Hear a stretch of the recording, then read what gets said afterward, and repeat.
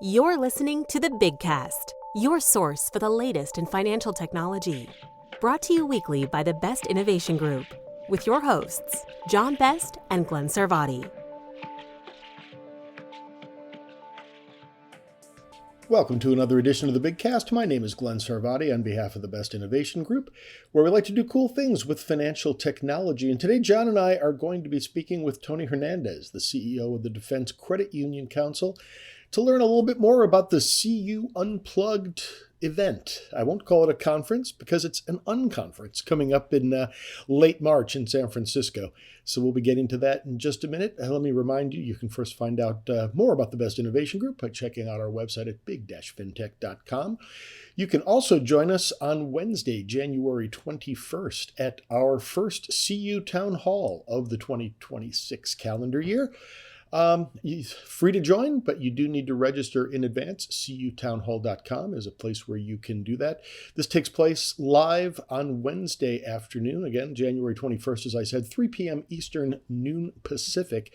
And for this edition, we're going to be reassembling our crew that did last week's predictions episode of the Big Cast. Ann Legg, John Janklius, Lou Grilly. If you haven't heard that, we'll post a link to that episode as well, so you can check that out. We'll be going deeper into those predictions and also crowdsourcing more and getting a feel for how the audience feels. This is always supposed to be an interactive event, folks. So hopefully you'll either unmute your microphones, participate in the chat window, however you intend to do it. The other thing we're going to do is refresh our predictions already, because the world changes so fast that there's several things to talk about that had not yet happened when we recorded that predictions podcast back in late December. Speaking of which, the 10% credit card interest cap proposal that's on the table right now, which I'm going to get back into in just a second before we get to our interview. But one more time, I'll just mention, and if you are listening to this after Wednesday, January 21st, there will be a replay of the town hall session that will be posted to that same website, cutownhall.com. So you go out there, ask for an invitation if you'd like. It is free to join. You do need to register in advance. You can either request the invitation or you can check out the replay and the replays of past sessions as well. And while you're out there, might as well ask to get on the list, and we'll let you know when the next one takes place, which I believe is sometime in mid-February. Now, on to that 10% credit card interest cap. Wow. This, if you remember, this goes back to the presidential campaign in the fall of 2024, and it became a campaign promise that popped up, and everybody kind of went, okay, this is kind of weird. Let's just hope it kind of goes away. And it seemed like it did. We really didn't hear about anything about it throughout 2025, through the first year of the Trump administration. We actually had this on our watch list based on our 2025 predictions. We clearly didn't think it was going to go anywhere, but it was definitely something we just suggested it was, you had to keep your eyes on it. And lo and behold, all of a sudden at the beginning of 2026, I guess from an affordability standpoint would be the argument that I guess people would be making for this. It is back on the table with the proposal from, based on a tweet, not a whole lot more details beyond that, demanding it happen by January 20th. I'm not exactly sure how that happens either. Interesting on this one also that Trump's top allies on this cause are Bernie Sanders and Elizabeth Warren. Talk about a bingo card. Elizabeth, Bernie, and Don getting together on some populist cause. It's an interesting one. Someone's going to have to stop me on this rant, but I'm going to just go on for a little bit more about this. As anybody who's in the financial industry and actually spends a little bit of time on economics thinks about it, it's such a tempting piece of catnip. And I've talked to several people who say, well, yeah, this would be great. This would improve affordability. Yes, it doesn't work. I mean, there's lots of great things. We could also just wipe out all the debt. That would work too. It would be more affordable, but it doesn't work that way. Jennifer Tescher, the CEO of the Financial Health Network, I thought had the best post that I've seen that really kind of laid this out. We'll add a link to that in our show notes as well. And, she basically leads with the idea, if something sounds too good to be true, it probably is. Well, guess what? That's kind of where this one kind of comes out. I particularly like that Jennifer Tescher is saying this because there have been plenty of economic analysts, folks at the banking industry, et cetera. The Wall Street Journal came out and said, this is a really bad idea, folks. But it's easy enough if you're kind of inclined to like this idea to say, well, of course they're going to say that. It's against their interests. Well, Jennifer Tescher's interest at the Financial Health Network is to help struggling Americans. And if she's saying it's a bad idea, I think that's just an interesting perspective from which to come at it. And again, the point being, at a 10% credit card rate, interest rate, it doesn't make economic sense to offer credit to the maybe not the vast majority, but the precise people who are in the worst situation, in the greatest need of credit, will not have access to credit. And they're going to be pushed out of the legitimate, let's call it, financial system. I thought another really interesting point made on this, I can post a link to it as well, it came up on Marketplace. The analyst from Bankrate pointed out, why are credit card interest rates so high? Let me be clear on something too. Credit card interest rates are too high. I do think they're too high. How you actually get them down is one question. How far you get them down is another question. 10% makes no sense, folks. As Bankrate points out, why are they so high? It's unsecured debt. There's no collateral against it. If you walk away from it, you're going to incur some pain. You're going to pay a penalty because you're going to lose your credit rating. You may wind up, you're going to be hounded by collectors forever. But they can't go after anything else that you've got. So it's one of the reasons it's a riskier loan. If we took credit card loans down to 10%, there are auto loans for people with poor credit, specifically for used cars, that are higher than 10%. And they have collateral against them.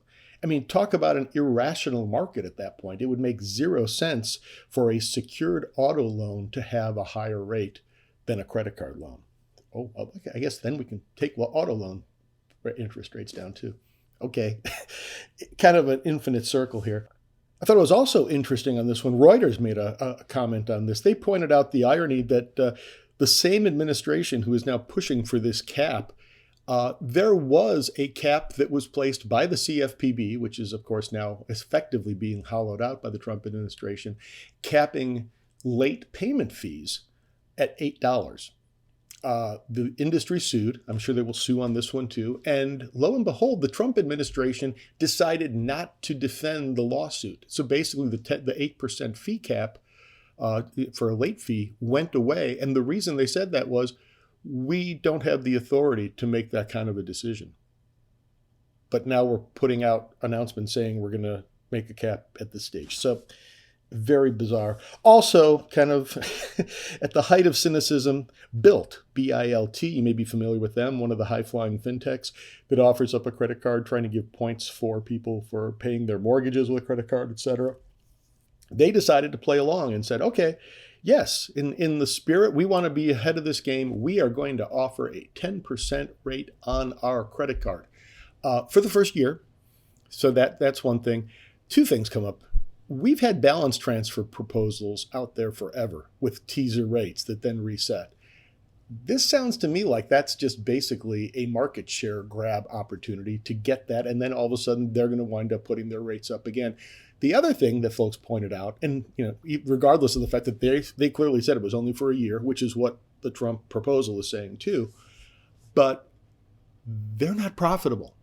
The idea and the argument that's being made by the banks is we're regulated, we need to turn a profit, and you can't be profitable at this. Bilt is totally VC backed, and they are running significant losses because they are trying to build a critical mass for a business. This would be a perfect opportunity to do that. It's a very cynical way to claim you're doing it because you're jumping on the financial wellness bandwagon. Again, January 20th is now probably, if you're hearing this right when we go live, January 20th was the date that Trump said he wanted this done. That is now being backpedaled on a bit and saying, well, that was kind of an expectation. So we'll find out and see exactly where that goes. There's also claims that big banks are working on issuing quote unquote Trump cards to actually meet this criteria. No details on exactly how that's going to happen, but it occurs to me that, yeah, you could do that. I bet it's going to look a lot like one of those secured credit cards where you have a balance that actually sits against it. It probably has a very low limit. And at the end of the day, it's exactly the kind of thing that we're talking about. It's not going to fill the needs of what the people who are going to be hurt by this effect really need in their wallet. By the way, has anybody noticed? I don't hear a lot of conversation about this one. Credit unions are statutorily limited to charging a maximum of a 15% cap on credit cards. I learned a little bit more about that. That is by NCUA. The NCUA is allowed to increase that on a temporary basis to 18%, which they have been doing and have been kind of continually renewing that quote unquote temporary increase for some time.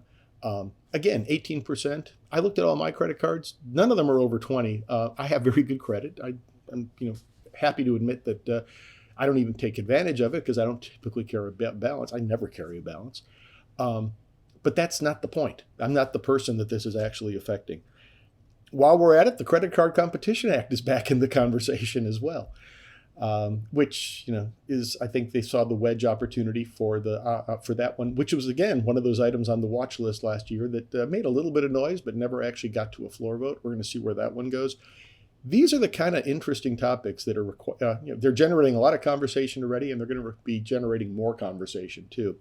And with that in mind, let's talk now about this CU Unplugged conference, which is exactly the kind of the venue to have these types of conversations in a collaborative sense, as we do so well in the credit union space. I'm here with Tony Hernandez, the CEO of the Defense Credit Union Council, and John Best, CEO of BIG. I'm just going to basically kick us off and let you guys talk about the event that we've got coming up in San Francisco, March 30th through April 2nd, an unconference. And I think it's CU Unplugged. And I want to give an opportunity. I think we're coming up on the season where hopefully people will start getting their calendars together for the springtime. This sounds like a really interesting one. So maybe just thanks for taking the time, first off. And how did this come about? I mean, I know you two kind of brainstormed and kind of came up with this idea latter part of last year. What's the impetus for this conference? Well, you want to go first, Tony? You want me to?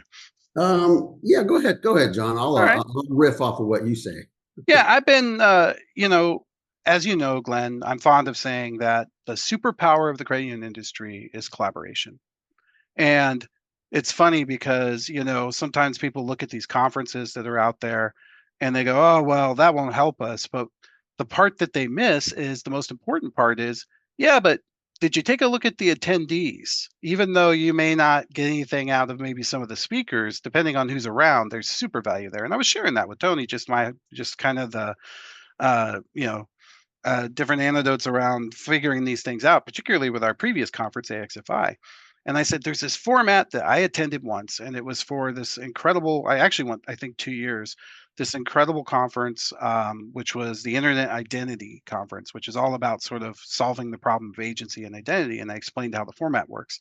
I said, there's no speakers. It's the people from the industry that get together and create the topics. And I said, I just really think we could benefit from this. And so much has come down the pike, like the Genius Act, stable coins, where I think we're at risk again of sort of fracturing the industry across a whole ton of different solutions and things like that. And that's where we always kind of get in trouble. And I was hoping that, I always wanted to have a conference where we could talk about these things with a whole lot of people. And Tony said, and I said, but nobody thinks it's a good idea. Everybody thinks I'm crazy. And the first person to ever say I'm not crazy was Tony. So I'll let him take it from there. Sure. It sounded like a unique opportunity for not just our member credit unions, but people that are interested in the future of the industry. And the biggest question I asked John was, well, who else is doing this? And he said, nobody. And that's all I needed to hear is, well, then I want to do it. Right. And so we're leading out with this first one, and I'm excited about it. Looking to have some great attendees there and talk about, the future, and what it holds and get into some good discussions. And we're really looking for that collaboration, as John mentioned, as being the heart and soul of this conference, and keeping it unstructured keeps people from just, being a butt in a seat and just listening, and listen to a keynote speaker. We actually want active participants that aren't afraid to voice their opinions, their ideas, their concerns, all into a discussion. And we're hoping the output of this is that it informs our members on where we're headed, so we can go seek other speakers at later events to come and talk about that in a little more detail. And I kind of look at this as the first conference to get those ideas, put them on, put them into a nice stack, and then we do a deeper dive at a later conference, like the DCUC annual conference during one of the breakout sessions. That makes sense. I mean, we were just talking about the fact that this has been a crazy week to start the year. We got, when you plan a conference with speakers and a full agenda and things, you've got to do that several months in advance to get your speakers lined up and everything. Here we are this week talking about a 10% potential cap on credit card interest. That would have been no place on an agenda for a conference because you wouldn't be planning for it in advance. Who knows how many things come up between now and March 30th? We'll have the opportunity to turn on a dime and convene a group to actually have these discussions. Sure. The sky's the limit on what can happen. And that's what I like about, the whole unplugged concept, and I like working with John on the name of it. It kind of goes back to the MTV Unplugged. MTV, yeah. I was like, it's Nirvana, but no electric guitars. But they still tear up the stage at the end. So, yeah. So I like the branding of this. I like the format, and I'm really looking forward to learning a lot. And I never considered myself as a futurist, but I guess I'm one of those guys now. And yes, you are. Yeah. Yeah, you absolutely are, and probably been that way your whole life. Just kind of in the military, I think they frown upon that sort of thing. Like futurists, we're dealing with the present. But there was a couple other interesting aspects too that I shared with Tony, which was back when I did this, we didn't have AI, we didn't have all this tech. So one of the challenges of it was when we would go and create a room, or somebody would create a room, someone had to be a scribe, and their job was like to take notes. And so it wasn't great for them to interact. It took a lot more staff if you wanted someone to do it.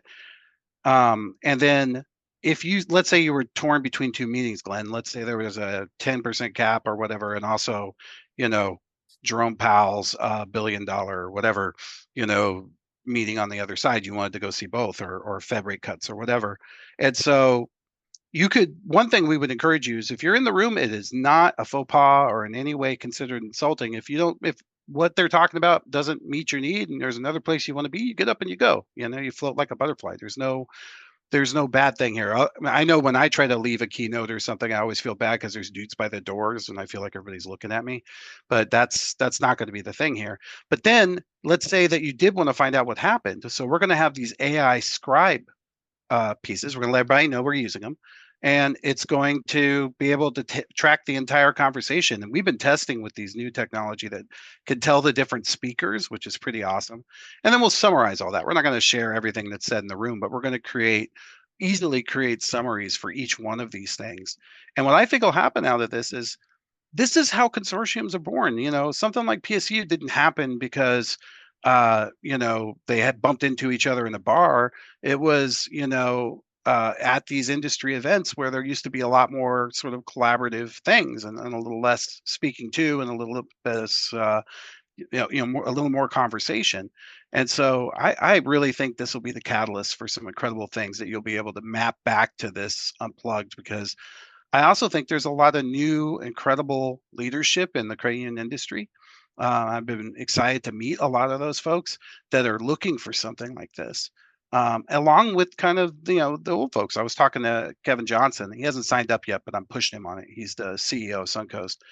And, he was very excited about something like this. And he doesn't care what size credit union you are. He wants the ideas. He wants to be involved. And maybe he can make something happen that you don't have the scale to do, but it's a great idea. So it's our superpower. Banks would never do this. This is not, you'll never have a bank unplugged. And if you do, it'll just be one guy either they'll break down into their factions, and one room will be all Bank of America and the other one will be all US Bank or whatever, or it'll just be single guys in the room talking to themselves. It's just not a thing. Now, they do create consortiums, but they're not necessarily collaborative in a way that, in the way that I see this playing out. So I'm very excited. So how did this go? Anybody can bring an idea to the table and they say, okay, we're going to talk about this in room X. Every morning we create the agenda. So like Glenn, you could pop up. We're going to give everybody a piece of construction paper and you write down, you try to come up with your topic for the agenda. Let's say you want to talk about the rate 10 cap, right? What would you put on the piece of paper for that, Glenn? What would you write on your construction paper? Responses to the potential 10% credit card interest cap.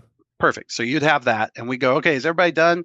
And everybody would put up and say, this is what I got. Then we look around and we go, hey, there are two people here that want to talk about what you talked about, Glenn. Someone else had that idea. Can we combine those two? And you two talk. And then maybe you make a new piece of paper.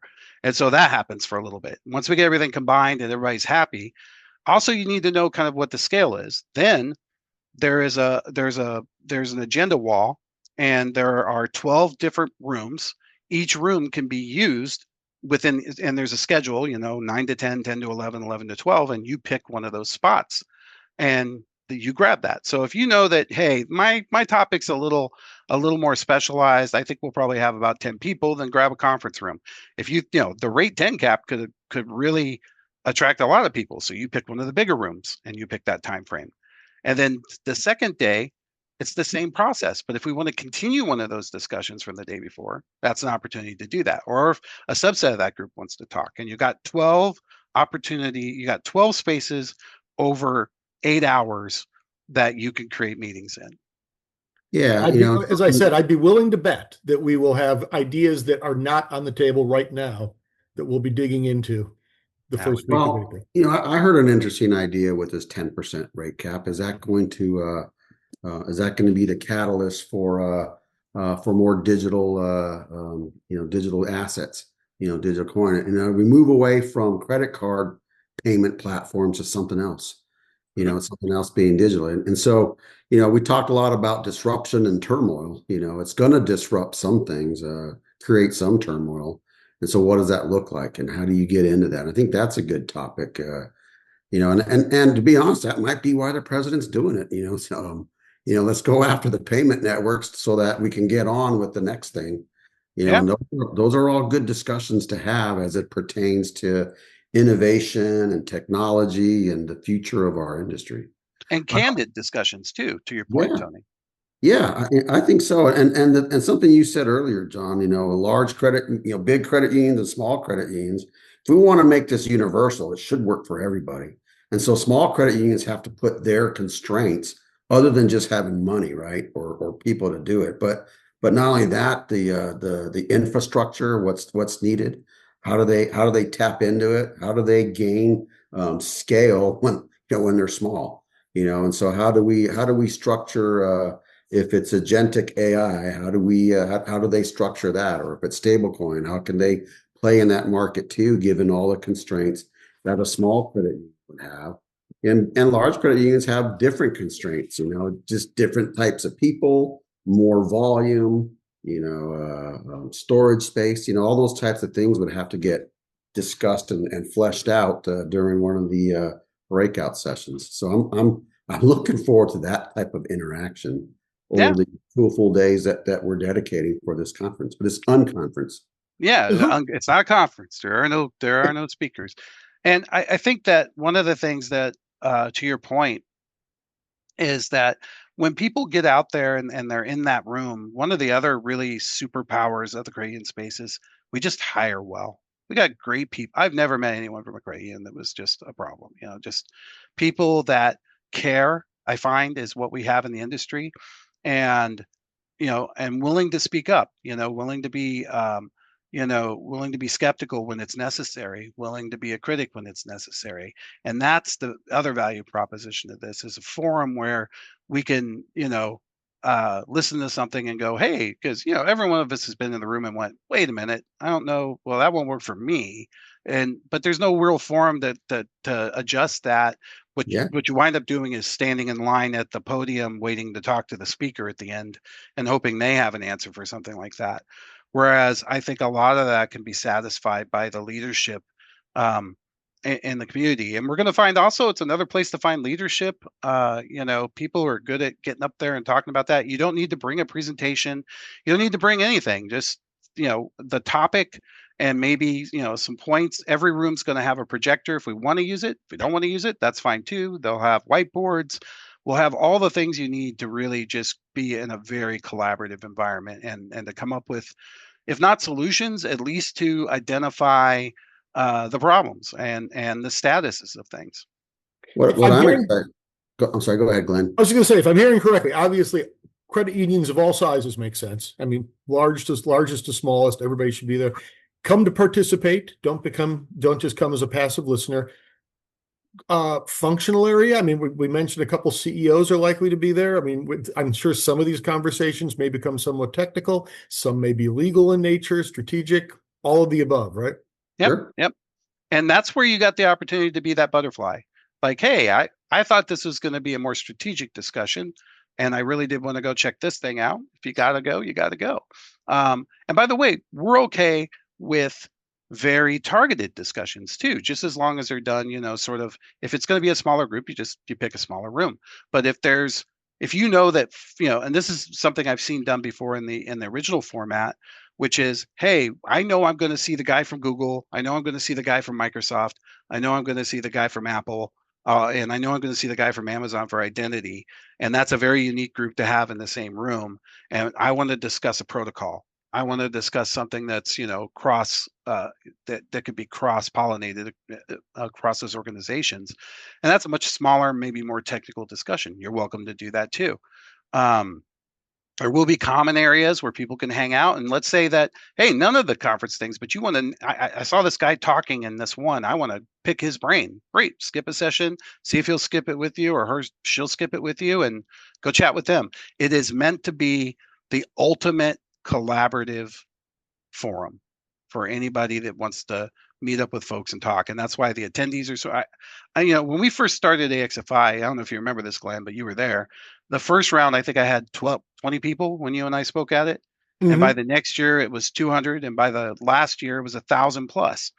And yep. I think because the premise of that particular conference was, we don't care about the 2-year. You can get that from a lot of places. We don't care about the 5-year. You can get that from a lot of places. We wanted to talk about the 7 to 10-year horizons with regards to innovation. And look how much of that's come true. In those years, we talked about AI. We talked about robotics. We talked about a lot of things that people but it got to be this really great, basically potpourri of these things that could happen here and there. And then you add the talent of Tony and his team in. And where a lot of innovation comes from is the military side of things, almost always first. I heard Lucky Palmer is going to be there with his killer drones, right? Tony, you told me you were getting him out there. Yeah, right.